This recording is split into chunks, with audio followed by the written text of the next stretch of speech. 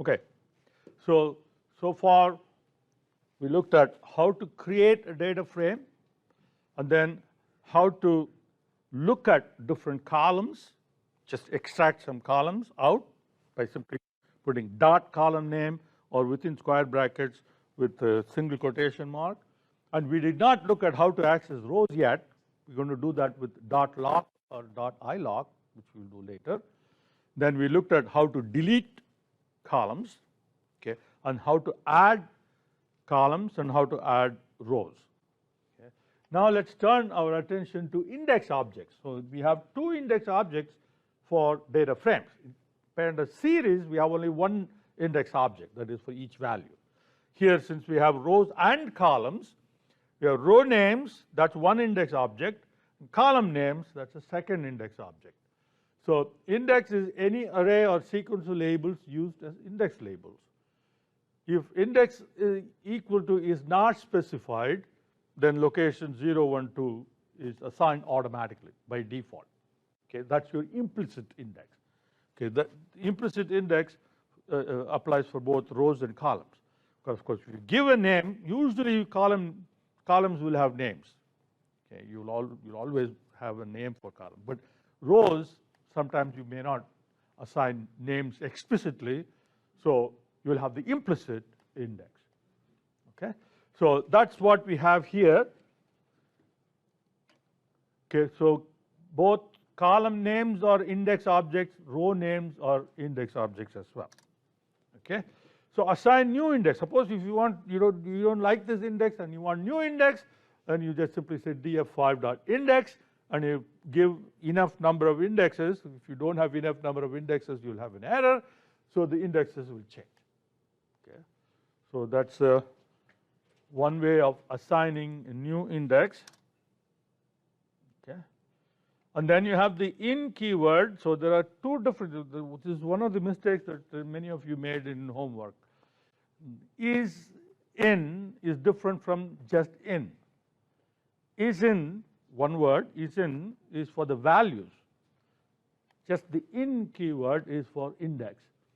So you say A in the data frame, so it's going to look at the index, see whether it is there in the index.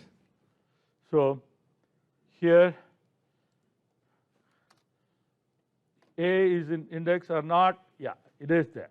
Okay, and you can save the index as an index object. So if you say df5.index and put it into an object name, of course this has to be a valid Python name, then that index will be saved in this object. Then you can check in that object whether A is in it or not.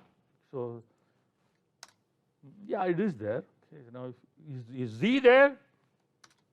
No, it's not there. Z is not there, so you get false. Now you can do the same thing for column index, but for that you have to use the property name columns, not index. Index is for rows. Columns is the title for the index for columns. So df5.columns, okay, is state in. Okay, again, remember, is in and in are two different things. You have to keep that in mind. Just in is for index. Okay, so state is there, yeah, it is true. Is zip there? Zip in df5.columns? No, it's not there. Okay, so dot index is for row indexes. Dot columns is for column names. Okay.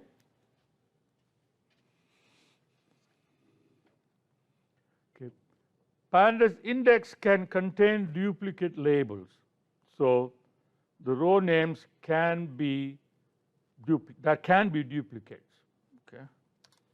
So there are there are two A's, two B's, and two C's.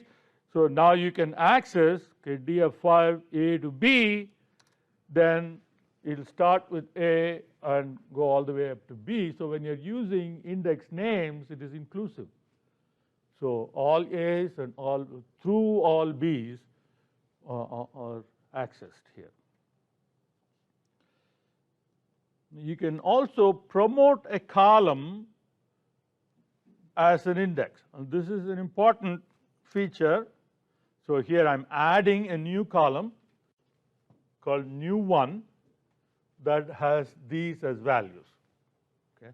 Now I want to use this new column as the index, and this is the reason for it.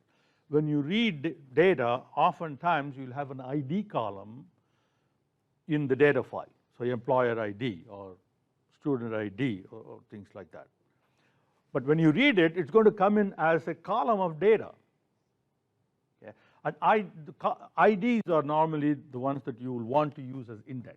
So it's already there in the data frame as a column, and you want to promote that and make that into an index.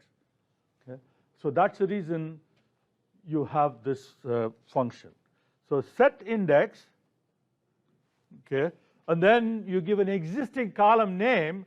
So that column name will then be used as index. It will be removed from the data frame as a data column, and it will become an index. So set underscore index is how you'd use, you'd promote a column into an index. Okay. Now set index function is not permanent. So this is another thing. There are some functions which are permanent, some are not. It's kind of crazy. You have to try it out to see whether it is in place is true or not. So you want it permanent, then you have to use in place equal to true. So here you promoted new one as index, and then when you look at the data frame, it's still the old index, and new one is still a data column because it's not permanently changed. So if you use in place equal to true, then the column is gone and the column is promoted as index. Okay. Now you can iterate over index objects. We already did this in series. So you can use the index object here. Okay, if you iterate over df5, that's different. Okay, so now you're taking df5's index, saving it into this object, and you're iterating over the index object. Then you're going to just get only the index, nothing else. Okay. Similarly, you can use you can iterate over the columns, df5.columns, so it will go through each of the columns. Okay. This is an important function because if you want a collection of columns to be transformed into something else, this is how you do it. So it will iterate through each of the columns. Okay, let's see what we have here.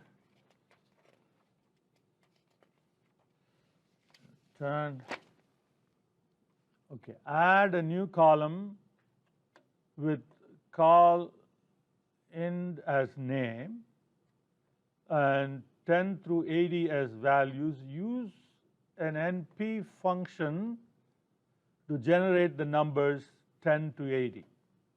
So what we want to do is we want to create a new column, okay, and the new column should have these as numbers.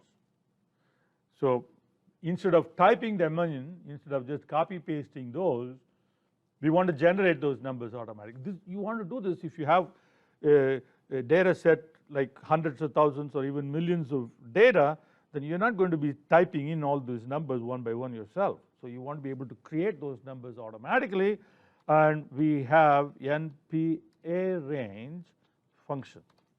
Okay, we've used this before, np.arrange, right?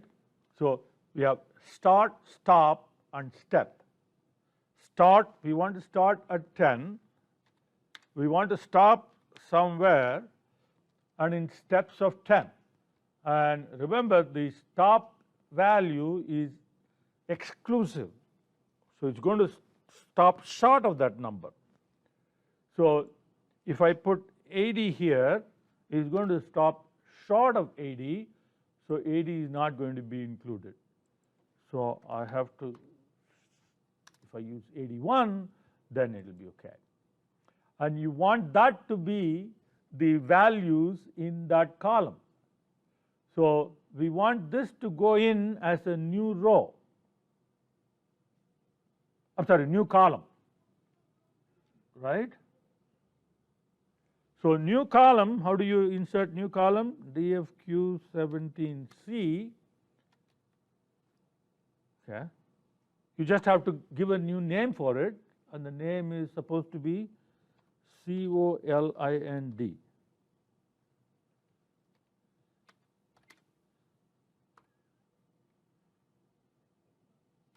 Okay. Well, NP.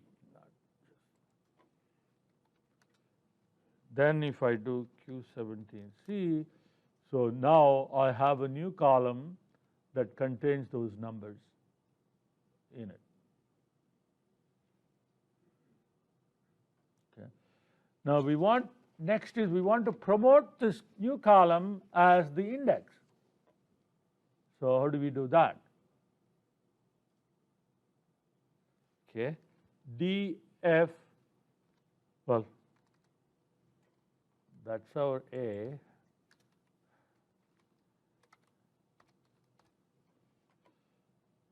So let's get rid of these two. Now B, so we have DFQ17C, and what is the name of the function for promoting an existing column as an index? Set index. Okay. Now, if you use set index and give the name of the column, call in, so this is going to go in as the new index. Okay. And remember, this is not, so if I go and print that, so you see nothing happened because it did change the index, but it was not permanent, right? So what do I need to do to make it permanent? In place equal to true, that true should be like that. So now it is done. Okay? And all right, C is set the following as the indexes to the data frame. Okay, so now we change our mind. Right? So we change our mind again, once again, no, we don't want these as indexes, and we want these as our index. Okay, so then how do we do that? Then, so here, this is an example of, we are satisfied with the data. No, we don't want to promote any of the existing column as index, but we want to bring in a new set of values and use those new set as the index. So we can directly set that as in the index object. So DF Q17C has the index property, right? So this index property can be set directly like that.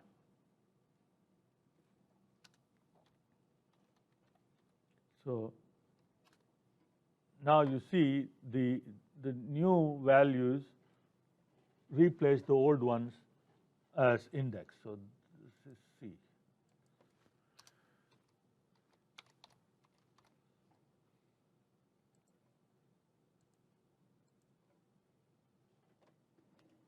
Okay.